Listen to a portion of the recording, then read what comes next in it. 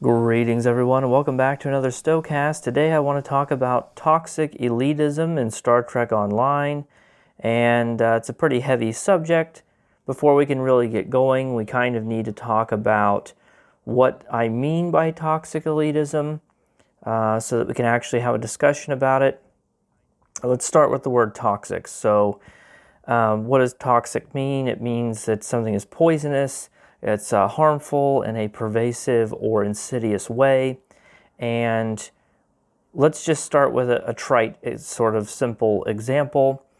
Let's say that you are a boy, an actual boy, a male child who's, 10 or something, and you like the color pink. And maybe you would get bullied for it at school because boys aren't supposed to like pink. That's a girl's color, or something like that. Or maybe you're an adult man who likes flowers and people make fun of you for it. Or maybe you're a woman who enjoys auto racing. I don't know. You get the idea. Something simple like that, which is, in the grand scheme of things, not terribly harmful, but the wider, at least American culture, will tell you everything is very segregated. This stuff is for boys, this stuff is for girls. Here's what men are like, here's what women are like. Men don't cry, men don't show their emotions, women are sensitive and supporting, etc., etc. And so we have this sort of social contract that says, if you're a man, here's all the ways in which you are expected to act, the ways that you're expected to think, the ways you're expected to present yourself, and all of those sorts of things. And if you don't do that, then you are not living up to the expectation that is required of you. And the consequences could be small. It could just be a little bit of harmless teasing, or it could be quite severe, such as being beat up, harassed, fired. You might lose an apartment, lose a job. People have been killed over such things, depending on how big society views your transgression. And these things change over time, so don't get caught up on the specific details. The point is, there is a certain idea of what a person is supposed to be like, and if you do not meet that idea, then you are ostracized in some way.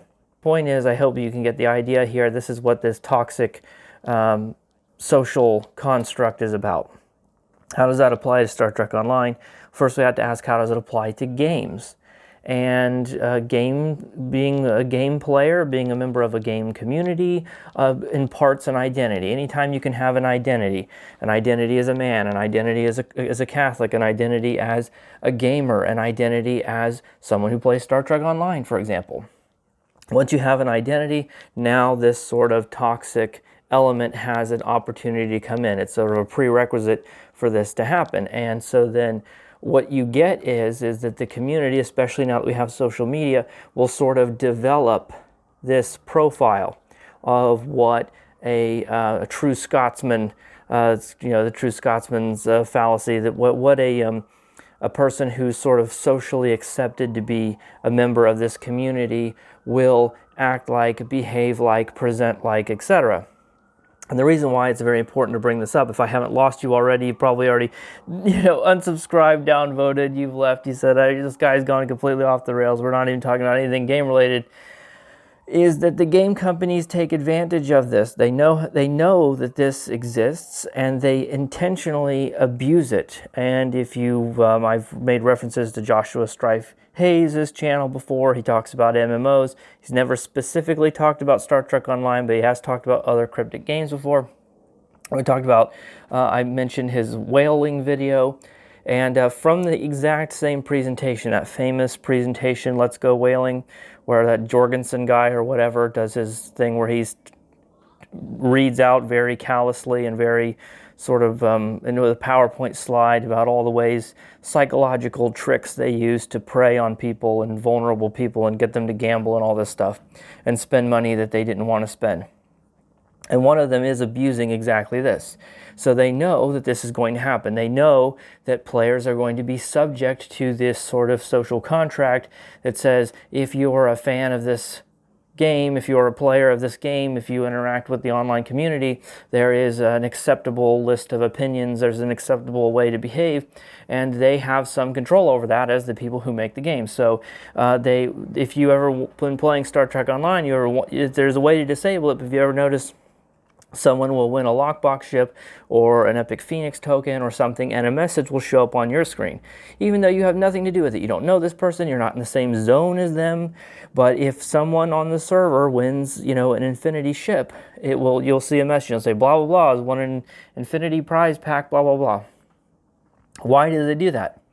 They do that to plant a subconscious seed in your mind that a person who plays this game, the acceptable behavior for someone who is a fan of this game is to gamble, to open lockboxes. So they want to put on a pedestal the players, because you never get a message that says, hey, this person is doing really well with a free-to-play build. Never going to be anything like that. They only want to reward people and promote people. It's not just about what you say, it's what you choose to ignore. They only ever show you model behavior that is in line with their monetization model. Their monetization model is about gambling and gambling addicts and whales, and so they're going to push that on you to make you think this is the acceptable behavior in my game. In my game, the acceptable thing is to gamble and spend money. And so that's their way of trying to interject themselves into that social contract to try and influence what the community sees as appropriate behavior. And this also comes along, especially with gaming, it tends to be toxic elitism. So there's a sort of a hierarchy of players in every game. You have the elite, hardcore players at the top, and then down at the bottom you have the casuals, the noobs, whatever. And this could be ranked by how dedicated you are, how much time you spend in the game. It could be about how much, the developers want you to believe that this hierarchy is controlled by how much money you spend. They're trying to get that message interjected as much as possible. But it could be about skill, how skilled you are, whatever it is. There's going to be some metric to sort players out, because that's what players want. It's a fantasy. So the games offer people a safe space to go in and have fantasy violence where they can't engage in violence in real life and get their aggression out. It gives them a chance to engage in power structures, competitive behavior. Human beings are innately extremely competitive, and we're always looking for ways to one-up each other. So at least when people engage in this competitive behavior in games, it's relatively harmless. You're not hurting other people in some zero-sum game in real life, because real life often ends up being a zero-sum game. So for me to win, I have to take away from someone else. And some people might disagree with that. That's okay. It's not really what this video is about. The point is that this is just something that people do when they play video games. They look to be better than other people in some way or another. Look at speedrunning. And that's a pretty supportive community. Oftentimes in speedrunning, there's not a lot of hostility towards other players, and people are very nice and friendly, and they're happy for other people when they do well or when they get a record. It's really more about personal achievement. And yet there still is a leaderboard component to it. People want to improve. They're competing against themselves, and they're competing against other people. And so you take a game like, let's say, Mario Golf, which is not, have any kind of competitive aspect built into it, and by virtue of speedrunning, people will turn it into a competitive activity where they can measure themselves up against other people. And we do this in Star Trek Online as well, because we have DPS chasing, and I do it as well. And we have leaderboards, so you can match yourself up against other people and see how well you're doing, even though the game doesn't even explicitly try and get you to do that. They know we do it, and they clearly use it to their advantage from time to time, but it's not a built-in part of the game. So from their point of view, they don't care about that. That's not the kind of competitive thing they want to promote. For them, it goes back to, like I said earlier about the different metrics. For them, the metric they care about is they want you to compete with other people in terms of how much money you can spend. They want the whales competing with each other to see who can be the biggest whale. And the fact that DPS chasing happens to be an expensive habit is something they definitely take advantage of to get people to spend more money. But they don't care who's at the top of the leaderboards.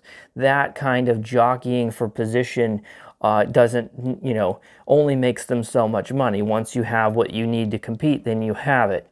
Whereas the real whales are spending so much more money on things that are way beyond what you would need to be a DPS chaser. So where am I going with all this? We're already like 14 minutes in. So we talked about how the developers abuse it in order to get people to gamble. But when you get rid of that and you go back to the DPS chasing thing, the community-oriented aspect, where the part that the players have done to themselves and how we organize ourselves into a hierarchy that we don't have to do.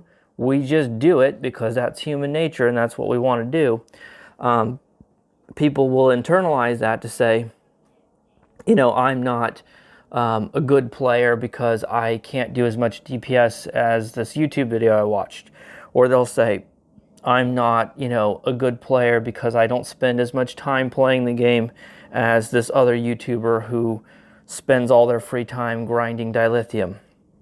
Or whatever the case may be. There's this sort of perception that if you don't upgrade your gear, then you're a bad player. Then you're lower on the totem pole. If you can't do elite content or advanced content, then you're a worse player. If you like Space Barbie instead of DPS chasing, you're a worse player. And so there's this, sort of model player who is someone who spends all the money, who has all their stuff upgraded, who is a DPS god, who spends huge amounts of time playing the game, and they manipulate the dilithium exchange, and their flip items on the exchange, the EC exchange all day. And if you're not doing those things, then you're somehow lesser. People will always post, and you can tell the little psychological things you can see when people post comments and stuff. They're always apologetic. Oh, I only did 30K, DPS, and they're always sorry about it. And sometimes they'll get angry and say, well, these other high DPS people are ruining the game for me because I can't even go and do an ISA as part of a random TFO to get some marks without someone coming in here and obliterating the map.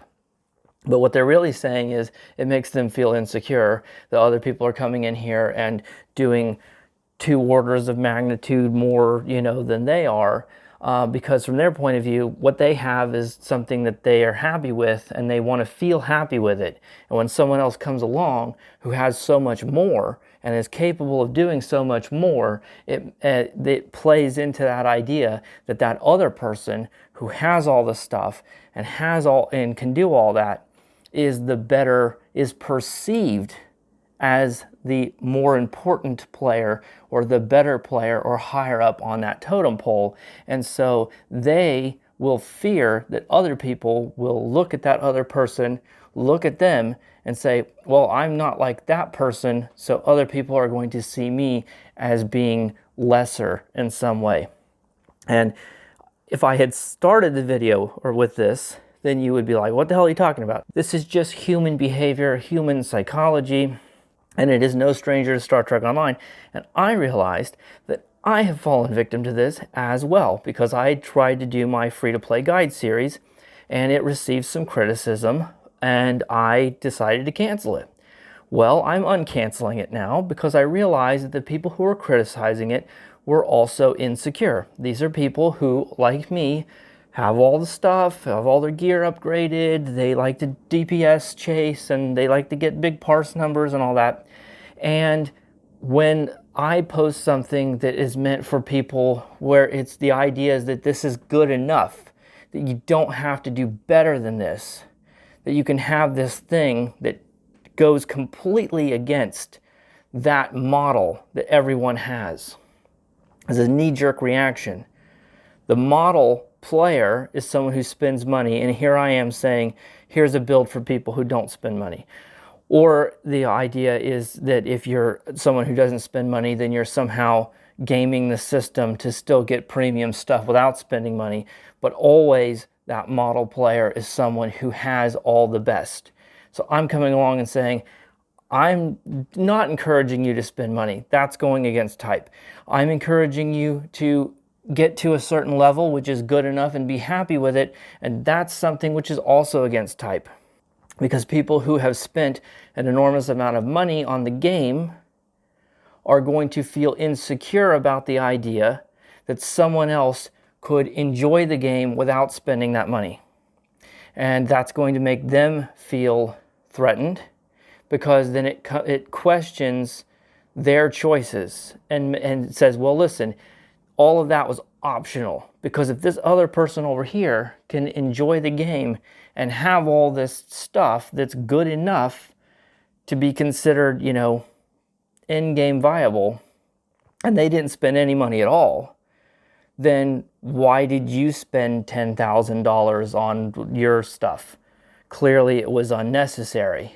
But if you can convince yourself that spending all that money and having 1 million DPS instead of just 500,000 DPS was actually necessary, then this is how people justify, all those investments in their own mind. Instead of just saying, I wanted a thing and I bought it and it makes me happy and that's good enough. There's this extra layer of, this is where the toxicity comes in. There's this extra layer that's being mixed in that says that you have to do it because that's what's expected of you. So someone who comes along and says it's not necessary and it shouldn't be expected is going to be a threat to that.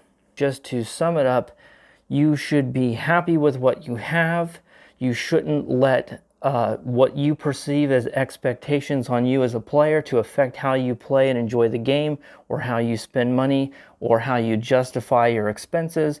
And I don't know exactly when, but I am uncanceling the free-to-play series, and it will be going forward unapologetically from now on, and I will be working against the elitist typism that the community and the developers impose on all of us so that we can move forward and all have a way to enjoy the game regardless of how you play, and there shouldn't be any judgmental reactions or anything on people to say your build isn't good enough because you didn't spend money on it, or you're not a good player because you didn't give Cryptic money, or you're not a good player because you didn't get 1 million DPS, or whatever the case is. So thank you guys very much for watching. I expect this to be an extremely divisive episode. I expect to get some downvotes. I may even lose some subscribers. So, but don't worry, the videos aren't going to be like this again in the future. They're going to be going back to the more normal stuff where I'm doing ship reviews and all that. So if you didn't like this one, don't worry about it. The next one isn't going to be like this. Take care of yourselves. I'll see you in the next one. Bye for now.